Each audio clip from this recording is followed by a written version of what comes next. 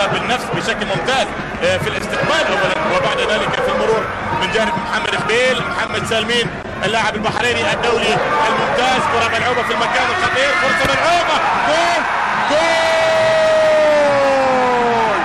هدف بحريني أول، هدف بحريني أول ملعوب في المرمى العراقي، والجماهير البحرينية سعيدة طبعا بالهدف الأول بالتقدم.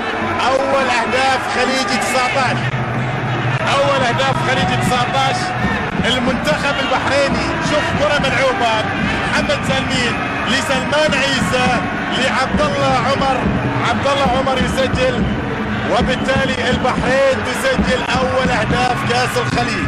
اعتقد انه ما شاء الله وضع سلمان عيسى المكان الصح، اللاعب الجهه الشمال اللي يتقدم، اللي يصنع، اللي يرفع، اللي يسدد. نشاهد اليوم يشكل خطوره الى جانب وجود صانع العاب، لكن نقول ان فعلا يعني اثر الفرق على منتخب العراق.